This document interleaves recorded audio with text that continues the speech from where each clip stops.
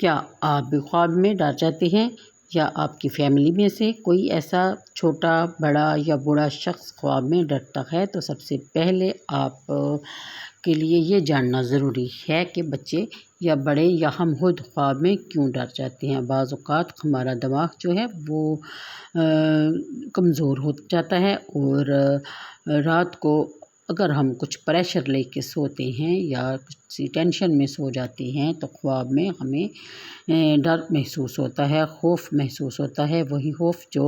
حقیقت میں ہم دوسروں سے چھپانے کی کوشش کرتے ہیں وہی ہمیں ڈرونے خواب کی صورت میں سوتے میں نظر آتا ہے۔ تو اس کے لیے ایک آپ کو وظیفہ بھی بتاؤں گی اور ایک آپ کو چھوٹی سی ٹپ بھی بتاؤں گی کہ اس کے لیے آپ کیا کریں۔ اس کے لیے آپ کو جاننا ویڈیو کا اینڈ تک دیکھنا یا سننا جو ہے وہ ضروری ہے۔ تو آپ نے کرنا کیا ہے، سب سے پہلے کوئی بھی کسی قسم کا بھی وظیفہ اگر آپ کرتے ہیں تو 5 وقت کا نمازی ہونا ضروری ہے، کیونکہ 5 وقت کی نماز ہم پہ فرض ہے اور فرض کو چھوڑنا گناہ یہ ہر کوئی جانتا ہے۔ تو بڑھتے ہیں اپنے وظیفے کی طرف۔ آپ نے رات کو جب سونا ہے عشاء کی نماز کے بعد آپ نے بستر پہ جب لیٹتے ہیں سونے کے لیے تو آپ نے ایک چھوٹا سا عمل کر لینا ہے۔ اول آخر ایک مرتبہ آپ نے درود ابراہیمی پڑھنا ہے اور درمیان میں آپ نے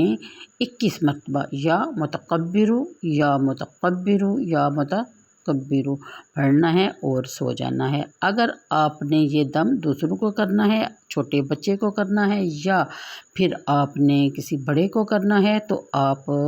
یہی عمل کر کے اس کے دونوں کانوں میں پھونک دیں۔ انشاءاللہ تعالی بفضل خدا بچے ہوں گے یا بڑے یا آپ خود سکون سے آپ سوئیں گے۔ اس کے علاوہ آپ کے ساتھ میں ایک چھوٹا سا واقعہ شیئر کروں گی کہ میرے پاس چند سال پہلے ایک عورت آئی، ہو سکتا ہے اس کی نظر سے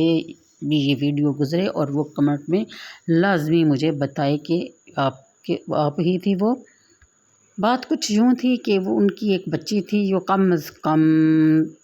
13 14 یا 15 سال کے درمیان کی تھی۔ ان کا کہنا تھا کہ وہ رات کو خواب میں ڈر جاتی ہے، وہ بلکہ حقیقت میں بھی اس نے یہ تصور کر لیا تھا کہ جاگتے ہوئے بھی وہ خواب میں ڈرتی ہے۔ تو انہوں نے اپنی طرف سے کوئی پیر فقیر، کوئی عالم یا بزرگ ایسا نہیں چھوڑا تھا، لیکن میرا خیال ہے کہ وہ کسی عالم یا بزرگ کے پاس تو نہیں گئی ہوں گی، پیر فقیر کے پاس وہ ضرور گئی ہوں گی، اس وجہ سے ان کو آرام نہیں آ رہا تھا۔ ان کا کہنا تھا کہ انہوں نے اپنی گاڑی جو ہے وہ بھی بیچ کے پیر فقیر کے حوالے کر دی تھی۔ تو اس کے بعد ان کو بس ویسے ہی کسی جاننے والوں سے پتہ چلا تو وہ میرے پاس جب آئی تو میں نے ان کو صرف یہ وظیفہ لکھ کے دیا اور ان کو بولا کہ یہ آپ اپنی یعنی کہ بچے کی